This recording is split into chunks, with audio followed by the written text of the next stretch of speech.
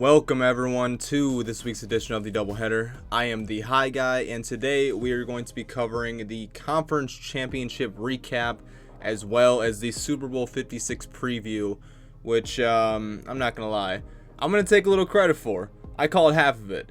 As you can see right up here somewhere, that little video.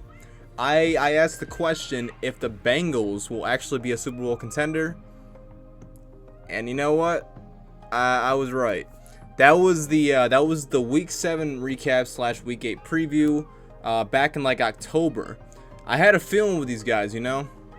I just seen how they played. I seen their fucking their body language. I seen that confidence that fucking Burrow had, Jamar Chase had. That chemistry was already there.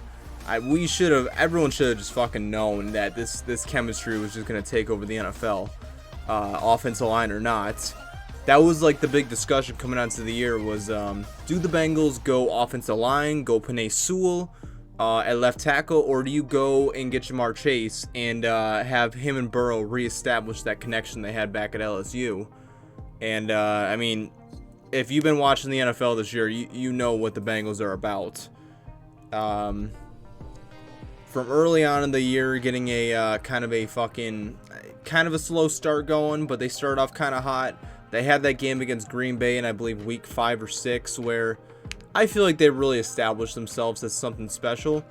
Like, granted, they either team could have won that game like probably 50 fucking times, but with each kicker being just a pile of shit, it's crazy for us to go back and look at that, knowing that fucking Evan McPherson being trash in that game would come out and be the fucking playoff hero for these guys, getting them to where the fuck they need to be. Basically saving their ass in the divisional round against the Titans when, like I said, the offensive line wasn't doing dick. The kicker came through clutch in the AFC Championship as well and sent the Cincinnati Bengals, not Bungles, Bengals, to Super Bowl 56. And this is their first Super Bowl since 1980 fucking 8, I think. 80, 87, 88, 81, around there. It's been a long fucking time. I'll just say it. It's been a long time since we've had a playoff win, let alone a fucking Super Bowl berth. This is amazing. And on the other side, we have the LA Rams, who, in my opinion, are a fucking super team. When they're right, they are the epitome of a fucking super team. And it only makes sense for them to be in LA, of all fucking places, you know? They took care of business over the 49ers. Very reminiscent of the Niners-Chiefs Super Bowl a few years back, because the Niners had a 10-point lead going to the fourth quarter, only for Jimmy G to not play very well whatsoever down the stretch and basically give this fucking game away.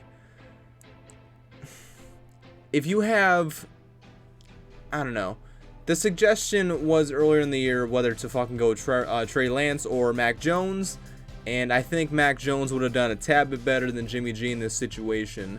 What the fuck's it? Trey Lance, that's what his name is. He was kind of this year. He's very raw. He needs a lot of seasoning, you know. Not everyone can just fucking roll into the NFL drafted and then just come in and be a star. You need some seasoning. Aaron Rodgers took fucking 3 years to get ready.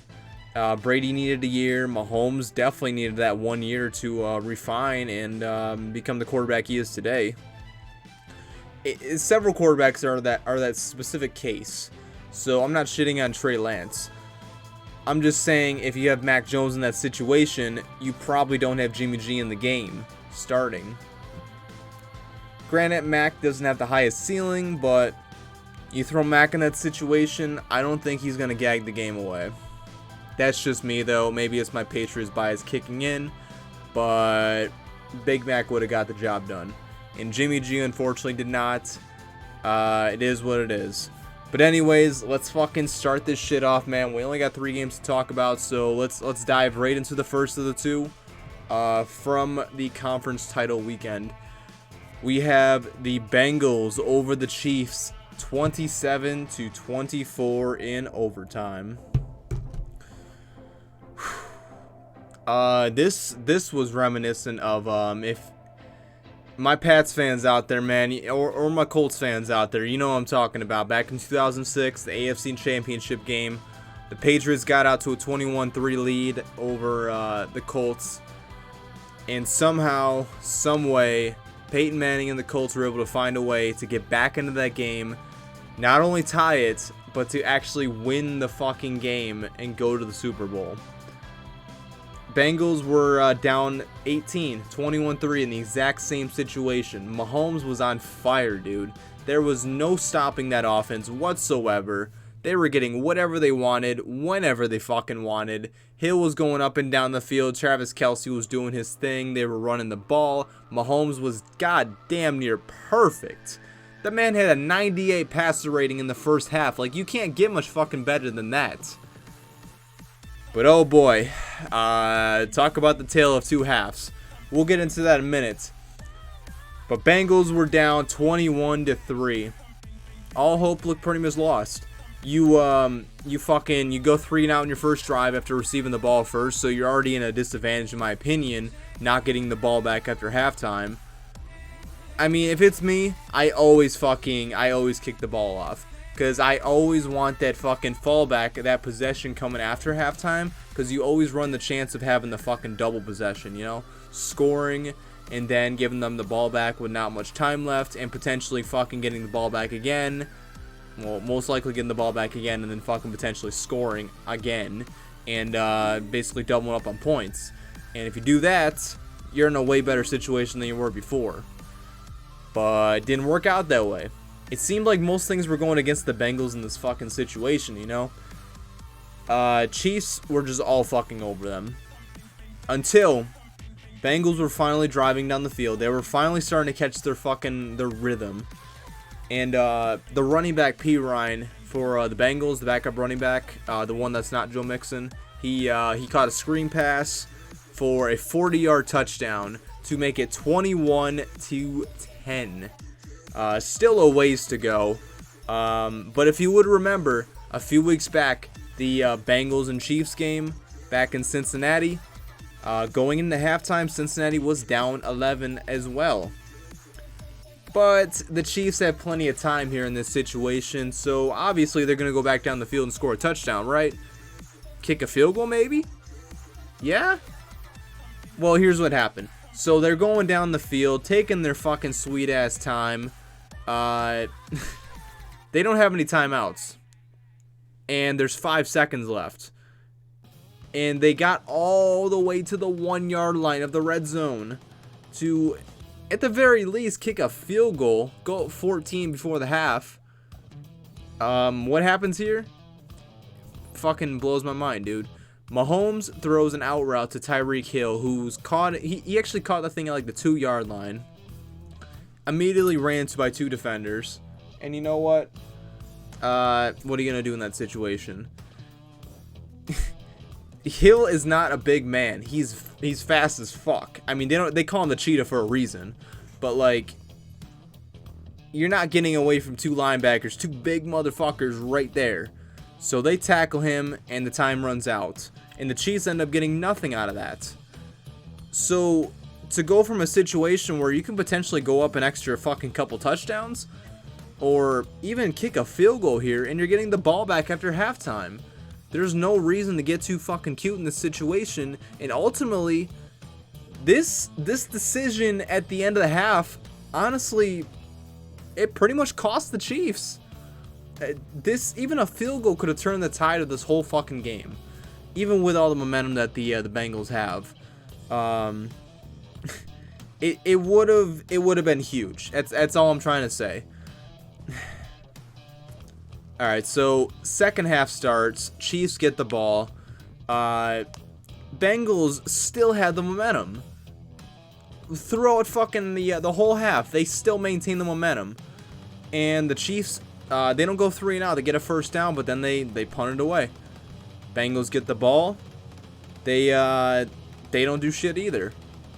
Ball goes back to the Chiefs. They don't do dick. It's just back and forth, back and forth, back and forth, until ultimately Cincinnati is able to fucking claw their asses down the field and finally kick a field goal to cut it within 1 possession. So we have a 21-13 ball game. And Mahomes throws a fucking interception to one of the big defensive linemen. It wasn't Hendrickson. Fuck. I don't know Cincinnati's defensive players because they're not normally in situations like this. So I know I've watched some Bengals games this year, but you know what? I have not paid too much attention to their defense because their offense is a fucking it's fireworks, dude. It's out of this world. Offense line or not. So yeah, Bengals fucking march down the field. Burrow's doing his thing. Finally catches Jamar Chase in the end zone after he's been pretty much just held up most of the game. Gets the touchdown with Jamar Chase, makes it 21-19. And what do? Obviously, you go for fucking 2 to tie the game. They get that as well. And so you have it. We have a 21-all game in the fourth quarter. And the Chiefs, well, Mahomes, he just didn't really do anything, man. The game started getting really tight, and he was feeling it, dude. He was making some fucking weird throws. He wasn't being him. And that led to another 3-and-out, I believe. Cincinnati gets the ball back. They go down the field, drive stalls out, but they're able to kick a field goal to go up 24-21 and take the lead with 6 minutes left in the fourth quarter. But you know how the fucking Chiefs are. Mahomes is going to get their asses down the field one way or another. So what happens here is they get down the field. They're about to fucking... potentially get in the end zone. But I believe it was like 3rd and goal. Really close to the goal line. Mahomes takes a sack. He fumbles the ball. Almost loses it. And they end up having to kick a fucking like 44-yard field goal as opposed to like a chip shot. That was a factor. Kinda, not really. But the game's tied up. We're going to OT. And the Chiefs won the coin toss. And if you remember from last week, and really any other fucking week, the better of the two quarterbacks who gets the ball first in OT basically wins the game, from what we've been seeing. And this was not the case this time. Mahomes' first throw in overtime was damn near picked, and the second one was tipped and then intercepted. So all Cincinnati would have to do was just go down and kick a field goal and get the dub, and that's exactly what they fucking did. They went all the way down to the 10-ish yard line, like the 10 or a 12-yard line, and just kicked the chip shot field goal and punched their ticket to Super Bowl 56. Somehow, some way, the Bengals have gotten to this point where they might get wrecked by the Rams in a few weeks, but you know what? Anything can happen. Anything can fucking happen. The Bengals are in a fucking Super Bowl. That's what I mean by anything can fucking happen. Who saw this shit coming last year, 2 years from now, fucking 3 years ago? Who saw this shit coming? I did, kind of like in October, but like, it's too late then, you know? Sometimes teams just come out of nowhere like this. Like, look at the Eagles in fucking 2017. Look at the Jaguars in 2017. Well, that was a fucking weird year.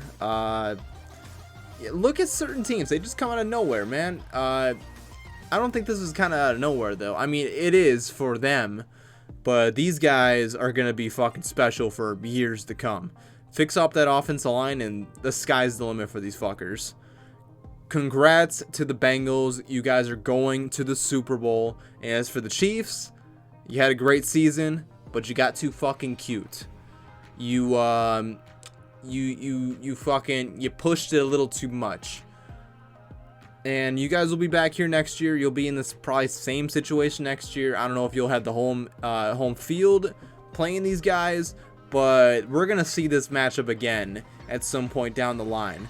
I fucking guarantee it, if not multiple times. All right, so moving on to the Rams over the 49ers. What the fuck was the score, dude? 20-17 Rams. What can you say, man? The 49ers had a golden opportunity to win this game. I felt like both quarterbacks were just like giving it back and forth. Like, no, I don't want it. You know, you take it. I don't fucking want it. Just give it right back and forth. Like, no one wanted this fucking game. And then towards the end, Stafford was just like, you know what? Yeah, I think I'll take it. I think I'll take this one. And so he does. The Niners have a 10-point lead, like I was saying, going into the fourth quarter. 17-7. Garoppolo throws a fucking brutal interception. Ultimately sets up the Rams, who are able to fucking score a touchdown, make it 17-14. They get the ball back. Field goal. Tie it up, and then another field goal to fucking win the game. Not too much to speak of in this game. It was just a typical fucking Jimmy G fucking blah game. The running game was pretty ineffective for the Niners, which is their bread and butter. It gets everything going. It sets up the play action. It fucking sets up the passing game. It sets up everything, and they just couldn't get it going. Understandable though, because the line of the defensive line of the Rams is ridiculous. I go back to my statement from earlier. Super team. Literally a fucking super team. And as far as the Niners go, man, they had a great season. For what you guys were expected to do this year and what you guys actually accomplished, props to you guys. You earned my praise. You didn't get all the way. You didn't get to the end game. But you know what? Y'all got my respect. I'll say that. So anyways, that was the conference championship recap, and now we're going to talk a little bit about Super Bowl 56 in the final game of the year, because we're not talking about the fucking Pro Bowl, because I don't know if I mentioned this yet, but I'm not doing the Pro Bowl. You can kiss my ass with that shit, because the Pro Bowl, if the players don't give a fuck, why should I give a fuck? You know what I'm saying? Yeah, you know what I'm saying. But we have the Cincinnati Bengals playing the LA Rams in the Rams Stadium. For the second year in a row, we have a team playing a home Super Bowl. It's crazy, dude. Back-to-back years after never experiencing it like ever. Probably will never fucking be done again, but who knows. See, my mind is like leaning so hard towards LA Rams just because the defensive line is going to fucking just dismantle the Bengals offensive line. But the Bengals have luck on their side. They got something fucking brewing with them. They shouldn't have been here in the first place. They're playing with house money right now. The Rams are all fucking in. The Rams have everything to lose here. The Bengals, shit, I mean, they're here. The fact that they're here, that says enough. I get that they're still underdogs. I mean, I get they kind of shed that label a little bit, but to me, they're still kind of underdogs. And they're going to have that same mentality. They're going to have the, why not us? Although they did change it to the, it is us. But you know what? Yeah, why not them? Why the fuck not the Bengals? I get their offensive line is fucking porous, but it hasn't really mattered this year. Burrow got sacked 9 times against the Titans in the divisional round, and they still fucking won. He'll probably be sacked fucking at least 12 or 13 times, if I had to guess. I feel bad for him saying that. But I feel like the Bengals defense will give Stafford fits. They'll be smart, I would hope, and fucking take out Cooper Kupp. Try to limit Odell as well. Shut down the running game a little bit. Make Stafford have to guess. When Stafford has to guess, and when Stafford has to be really clutch, lately he's been pretty good. But at heart, that motherfucker is still a Detroit Lion. And you need to take advantage. Y'all are the fucking Tigers. You're the Bengals. Take out that little bitch at quarterback, Matt Stafford. That little Detroit Lion. Make him go back to that place in Detroit. That sad, sorry-ass place in Detroit where he had his fucking soul crushed and his spirit crushed for over 10 fucking years.